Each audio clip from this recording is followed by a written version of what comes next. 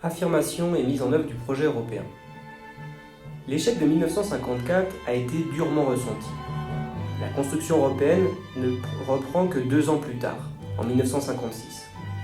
Et en 1957, les traités de Rome constituent une nouvelle tentative d'apporter un deuxième bloc à l'édifice européen, un approfondissement des liens entre États membres de la construction européenne. Cette fois-ci, les traités sont signés et la deuxième pierre de l'édifice européen est posée. Mais en quoi consiste-t-elle ? Il fallait répondre aux questions portant sur les traités de Rome. Question 1. Quel organisme est créé par ce traité ? Quels en sont les États membres ? L'organisme créé est donc la CEE, Communauté économique européenne, et en sont membres les 6 États fondateurs de la CECA, la Belgique, le Luxembourg et les Pays-Bas, c'est-à-dire le Benelux, plus la France, l'Italie et la RFA. On voit les drapeaux de ces pays sur les robes des 6 femmes de l'affiche. Deuxième point, résume les grandes décisions prises par ce traité, quel domaine est privilégié par le traité de Rome. Selon l'article 3 du traité de Rome, on déclare la fin des droits de douane entre États et la mise en place de tarifs douaniers extérieurs communs. La création d'une politique de transport commune et d'une politique agricole commune qui sera d'ailleurs mise en place en 1962. On est donc dans le domaine économique. On parle d'ailleurs aussi de marché commun pour désigner la CEE. Sur l'affiche, on a une mise en avant des routes plus que des frontières à l'arrière-plan. Quelles valeurs sont mises en avant ? Il s'agit toujours de la paix et de la liberté et on voit que les femmes sourient et se tiennent la main.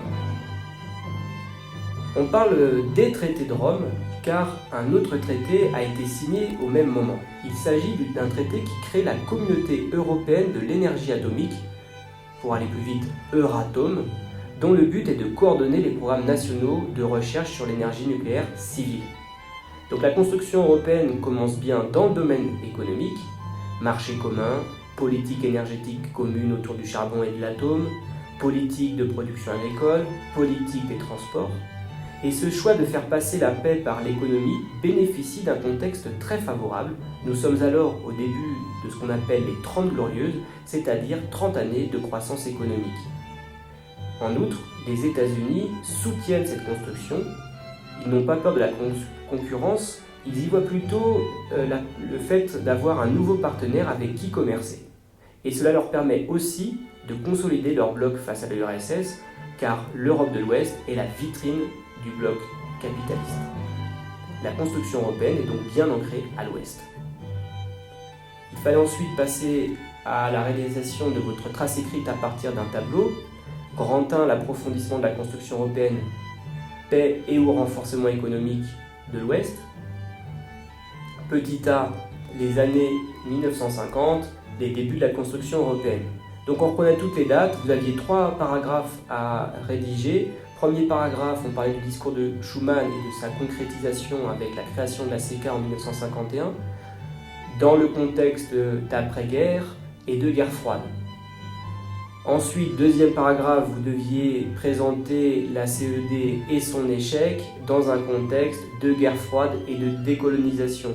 Les communistes n'ayant pas voté car ils avaient peur dans le contexte de guerre froide que cette armée se retourne contre l'armée rouge, et les gaullistes s'y opposant pour des questions de souveraineté nationale et les échecs des défaites militaires, notamment lors de guerres de décolonisation, appuyaient leur raisonnement, selon eux.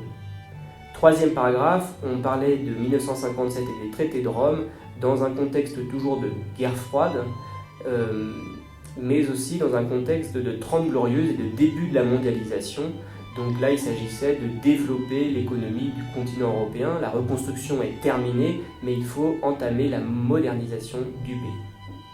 Conclusion, nous avons bien une construction par l'économie, un renforcement du bloc de l'Ouest, même s'il y a une opposition entre différentes formes de construction européenne. Pour le moment, on note qu'on n'élargit pas le nombre d'États membres, même si on approfondit les relations entre les États membres.